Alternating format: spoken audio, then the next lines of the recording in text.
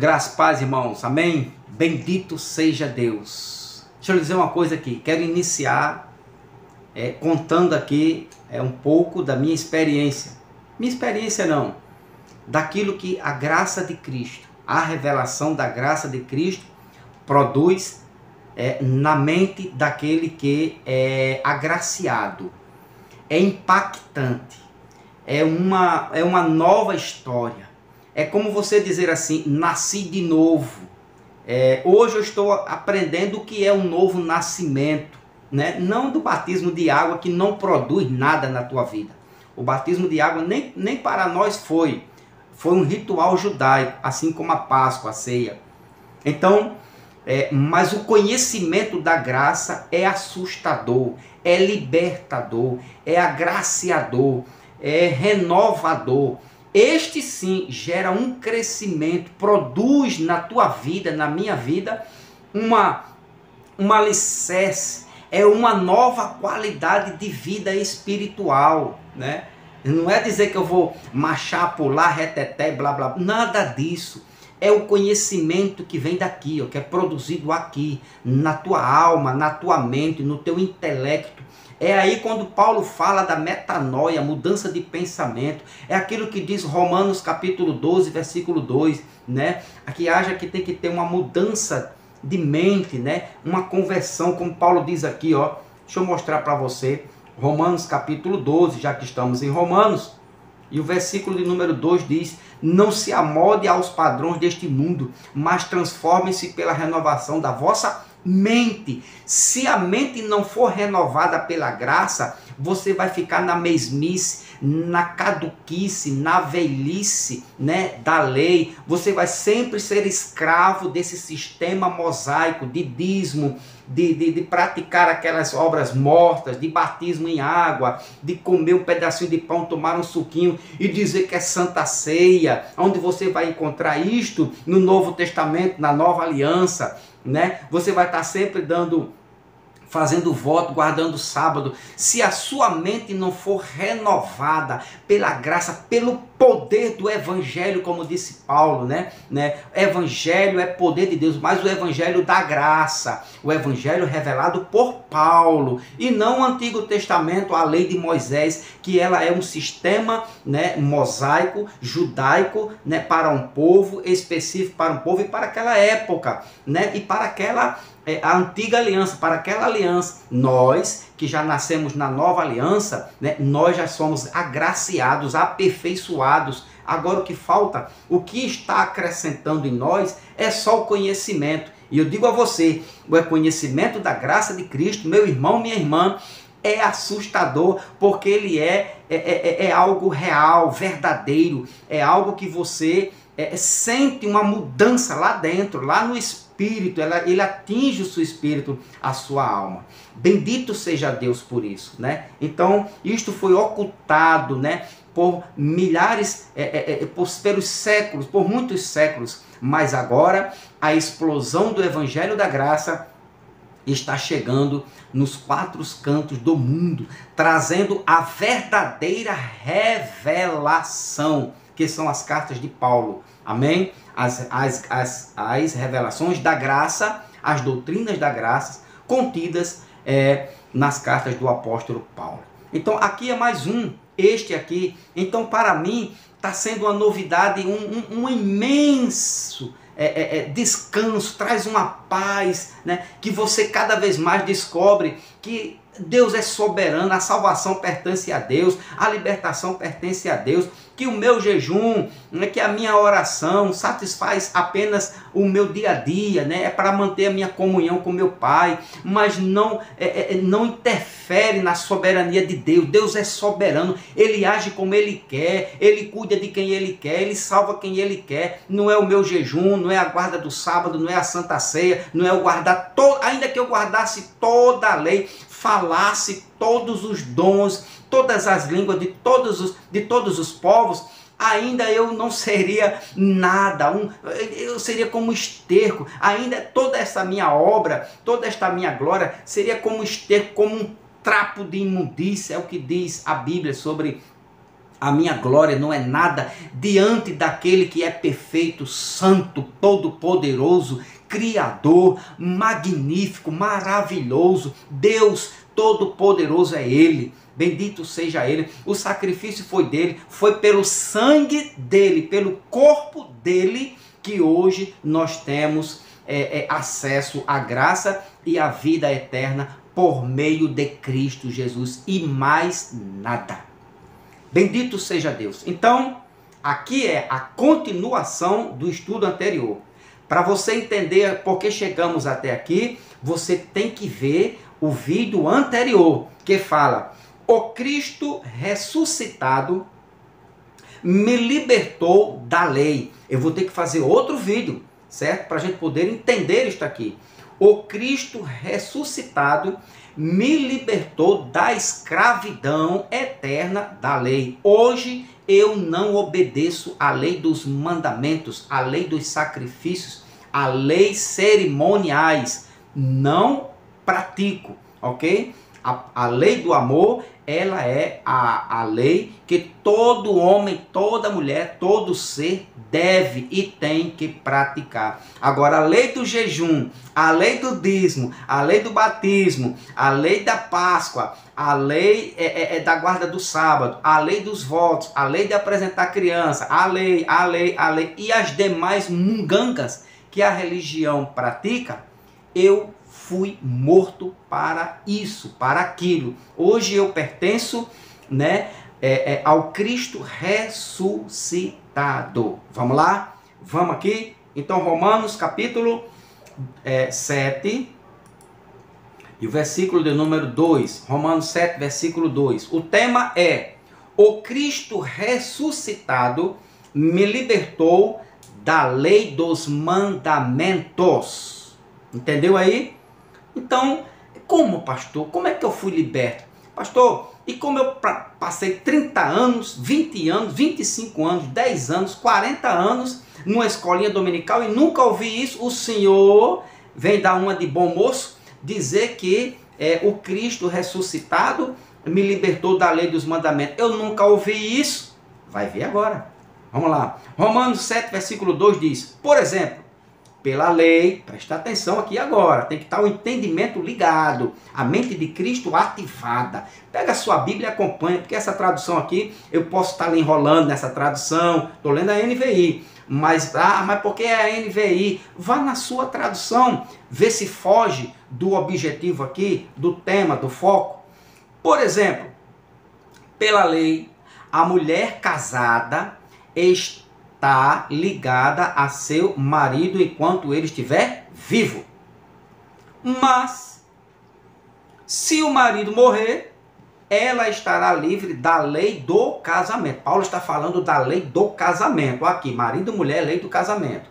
Lembre-se que ele está falando para um grupo de judeus. Aqui, ó, ele está falando para os judeus, versículo de número 1. Mas, irmãos, falo a vocês como a pessoas que conhecem a lei de Moisés, a lei dos mandamentos, a lei do sacrifício, e as demais leis, ok? Então ele está falando aqui, escrevendo para Roma, ele escreveu para Roma, mas com o foco dele era atingir os judeus convertidos, os judeus recém-chegados ao cristianismo. Por quê? Porque eles não estavam entendendo quem era. Eles não conheciam o Cristo ressuscitado, não sabiam a quem servir e se ainda deveriam guardar a lei. E Paulo vai dar todos os detalhes aqui sobre, no capítulo 7. No capítulo 6, você já entende, do versículo 1 ao 6, você vai começar a entender o que Paulo estava querendo dizer sobre morrer para a lei. Então ele diz aqui: falo a vocês como a pessoas que conhecem a lei. Beleza? Aí no versículo 2 ele diz que a mulher estará livre, ela só lá no finalzinho, ela estará livre da lei do casamento se o marido morrer. Então, se o marido morrer, ela estará livre da lei do casamento. Detalhe aqui. Paulo vai revelar o sentido real da morte e ressurreição de Cristo. Se o marido morrer, o que é que tem a ver casamento, Casamento, marido, mulher, com Cristo? ressuscitado. Tem alguma coisa a ver? Né? Não, mas Paulo está fazendo uma analogia. Paulo está usando, né, tipo, é como se fosse um tipo. Paulo está comparando aqui, vamos no nosso entendimento aqui, no nosso portuguesado aqui. Paulo está comparando casamento, marido e mulher, e a lei do casamento, e é para poder introduzir, para poder falar, para poder revelar algo aos judeus. Agora, entendeu agora? Então vamos lá. Então ele diz, Paulo vai revelar o sentido real da ressurreição de Cristo. Agora, toda a atenção aqui agora, focada no versículo 4. Toda a atenção aqui. Olha só, versículo 4. Assim, meus irmãos, olha como ele muda. Ele já não está falando mais de marido e mulher. Ele já se volta para os irmãos da igreja de Roma, para o seu grupo. Lá no versículo 1, falo a vocês que têm entendimento da lei, vocês que conhecem a lei. Aí ele diz agora, assim, meus irmãos. Paulo se dirige ao grupo dele, aos irmãos judeus. Assim, meus irmãos, vocês também morreram para a lei. Como assim, Paulo? Morri para a lei? Que tipo de morte é essa? O que aconteceu? O que eu fiz? Como, Paulo? Morri para a lei? Como eu morri, Paulo? Você pode estar perguntando isso, se indagando. Como assim, pastor? Morri para a lei? Está escrito ou não está escrito? Está escrito aqui. Não é acrescentação. Isto aqui está de acordo com o original grego. Né? Não foi aqui nada acrescentado, nem tirado, nem foi mudado do lugar. Não está desta forma. Assim, meus irmãos, vocês também morreram para a lei, por meio do corpo de Cristo, para pertencerem a outro. Lembra do casamento? Morre o marido, a mulher está livre da lei do marido e pertence a outro. Ela não vai permanecer todo o tempo com aquele que morreu, com aquele que ela foi casada. Não, morre ele, ela está livre dele para casar com outro. Ela vai pertencer a outro. O que é que Paulo diz? Assim também morreram, vocês também morreram para a lei, por meio do corpo de Cristo, para pertencerem a outro, aquele que ressuscitou dos mortos. E Paulo diz, revela quem é esse outro, a terceira pessoa da suposta trindade, né? Deus 1, Deus 2, Deus 3. Não, Paulo diz que o outro aqui é aquele que ressuscitou dos mortos. É ele mesmo, só mais não mais o Jesus de Nazaré. Ele não mais cumpre lei, este outro aqui não mais toma, não se batiza mais. Então, se nós pertencemos a ele, ele não mais guarda sábado, porque ele já fez isto por nós. Ele já pagou o preço na cruz. O seu sangue foi suficientemente para nos libertar de todos os nossos males, de todos os nossos pecados. Vou mostrar isso para você. Então, ele veio para isso. Você veja, olha, então, para pertencermos a outro, aquele que ressuscitou dos mortos, a fim de que venhamos dar fruto para Deus. Ou seja, quem pertence ao Jesus de Nazaré não dá fruto para Deus. Mas isso é óbvio, é lógico. Então não adianta você vir com mimi, mamamá. Não, mas está faltando aqui, né, a escatologia ou a teologia do esculacho. Só se for para esculachar o texto, ou para você inventar, ou para você acrescentar. Mas o texto é nítido. O texto é claro, o texto aqui é revelador. Morremos para a lei. Paulo diz, vocês lá em cima, vocês morreram. Vocês vão morrer quando ressuscitar, né, de um corpo. Não, vocês já morreram. O verbo está no passado. Vocês morreram. E Paulo vai dizer que tipo de morte foi essa. Vocês morreram para a lei. Vocês não devem mais praticar a lei, né, dos mandamentos, a lei cerimoniais. Vocês não são mais, não estão mais sob a tutela da lei. A lei serviu até Cristo, né? Cristo é o fim da lei. Presta atenção nisso aqui. Então vocês morreram para a lei por meio do corpo de Cristo. Agora, presta atenção aqui, esta morte. Morreram. Vocês também morreram para a lei. Presta atenção. Para morrer, né? Paulo usa o verbo grego thanato. Thanato, né? Paulo usa esse verbo grego aqui, thanato, para revelar aos irmãos de Roma e dizer: vocês não precisam mais guardar a lei, porque vocês estão mortos. Morto não tem reação para algo que ele já morreu, né? Em outra. Vocês estão separados da lei. Morto aqui significa isto: vocês morreram para a lei. Vocês estão separados da lei. Vocês estão livres, libertos do domínio e do poder da lei. Literalmente, Paulo estava dizendo: vocês morreram para a lei. Agora, se você quer discordar, né? Se você quer discordar, eu uso isso aqui.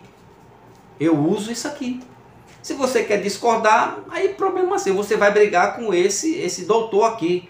Mas não, isso aqui não é suficiente não, pastor. Eu tenho um desse aí também, mas isso aí não faz efeito não. Então vamos para esse, tá aqui. Se você discorda desse doutor aqui, bom, eu tirei esta conclusão do grego disso aqui. É só lá e ver o termo grego lá, thanato, e você vai ver o que é que significa isto. E thanato é literalmente isto, que você morreu para a lei. Você não serve à lei. Você está livre da condenação das práticas da lei, porque você está morto. Então já viu um morto, né? Se Paulo disse que está morto, e se eu digo que eu estou morto para a lei, como é que eu vou me batizar em águas? Se eu estou morto, como é que eu vou tomar suquinho e pedacinho de pão? Se eu estou morto, como é que eu vou jejuar se eu estou morto? Se eu estou morto, como é que eu vou fazer votos? Se eu estou morto, como é que eu vou apresentar criança no templo? Se eu estou morto para a lei.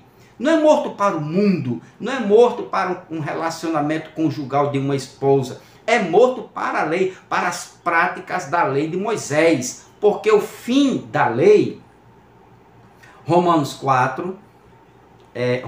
10, 4 diz, olha só. Porque o fim da lei é quem? É Cristo, para a justificação de todo aquele que crê. Se eu morri, eu agora estou em Cristo. Que Cristo? O Cristo ressuscitado, porque eu morri. Eu não pertenço ao Jesus judeu. Eu não pertenço ao Jesus de Nazaré, ao filho de Maria. Esse Jesus de Nazaré, esse Jesus filho de Maria, ele veio para isto, ele cumpriu isto aqui.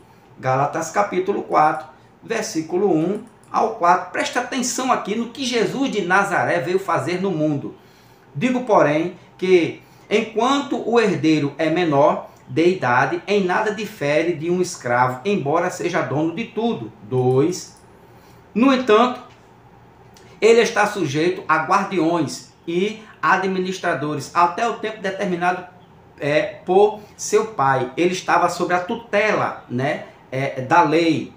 Aí o 3. Assim também vós, quando éramos menores, estávamos escravos aos princípios. Princípios elementares são a lei mosaica. São as leis dos mandamentos, são os preceitos da lei. Isso aqui, princípio elementares, ou seja, nós, os judeus, né, eram menores, eram escravos desses princípios da lei de Moisés, eram escravos, né, não conheciam ainda o Cristo ressuscitado. Agora olha o 4.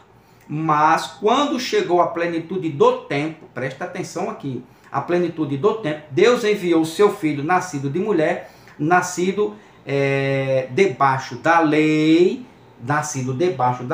e a revelação do 5 diz, a fim de remir, ou a fim de redimir os que estavam sob a lei, para que recebessem a adoção de filho. Então Jesus veio perdoar, apagar, aniquilar, exterminar, purificar, né, os judeus, o seu povo, judeus, que estavam sob a lei. A lei foi dada a Israel. Eu tenho um estudo sobre isso, você veja aí, que a lei foi dada única e exclusivamente a um povo, a Israel, aos judeus. E Jesus veio para redimir este povo, os judeus, através da sua morte e pelo derramamento de sangue. Amém? Então, voltando lá para Romanos, capítulo de número 7, certo?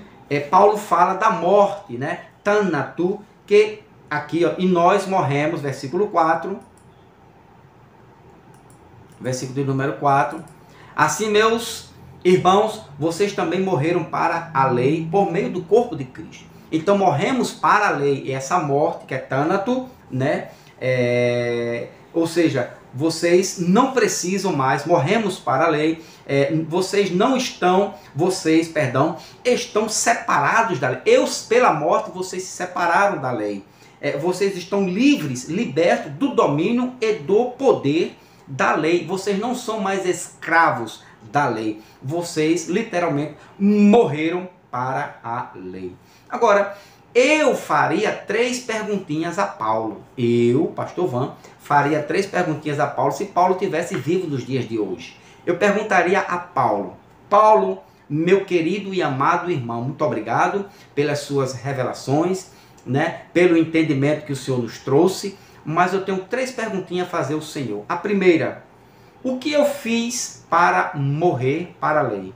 O que eu fiz, Paulo, para morrer para a lei?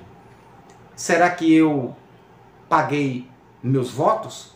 Porque eu sou um dizimista fiel, me fez morrer para a lei? Não, porque eu fiz muito jejum, Paulo. Não, porque eu fui no monte, eu morri para a lei.